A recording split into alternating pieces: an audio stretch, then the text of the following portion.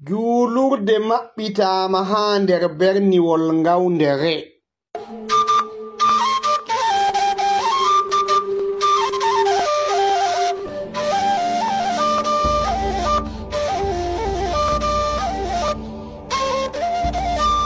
Julurde maɓɓitaama haa nder berniwol ngawndere haa fattuje Balaaji 2 nyaloomaare 7 lewru Mars. Ummaatoore ɗuuɗe yalɗiri haa nokkuure nde. Jum'aare maɓɓitaama. Hande goni Aliyu limanjo laamiiɗo ngawndere kanko ardi o waaji ummaatoore gaajuuji tilimɗi. Yaafu on toñiiɗo ma, hokkumo ɗawi ma, yillu ta'uɗo ma, jogutu gikkuuji ɗi islama, muñu dow toñande kedduma e derɗiraaɓe ma e hewtiɗɗiraaɓe ma. Numɗo ayaare Allah ceniiɗo wakkati nde o manino mumini en o wi kamɓe ɗo ɓeɗo moota mone ɓe yaafa yimɓe. Allah cenɗo ɗo yiɗi woɗɗinoɓe. Ummaatoore juuli. Ɓaawo may bo maltakarda.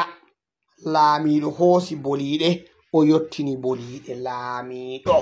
En nani deydey kalimaaji Modibbo mo waasin jottaɗoɓe imam fuu ɓe siftiniren deydey hadisa annabijo sallllahu alayhi wa sallam ngol annabijo yecci en ko siriyana ñimɗo juulirde kala mo liman jawmiraawo suudu haa duniyaru ɗo fuu Allah ñimanamo saare ha aljanna.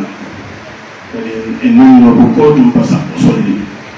Alhamdulillah en heɓi hunde tilimde ha meɗen. En yi kuugal ɗum huwama hande no hani huure. Huuɗo man ɗo Allah hokkumo barjaari. Derɗiraawo men Alhaji Ahmed Harun nyiɓi juulurde nde tilimde ha kombi saare maako. O waɗi siyaasaji feere-feere, nyamduuji feere-feere, ummaatooje juuli. Hande waɗi walimaaji tilimɗi, do'ayeje feere-feere waɗaama.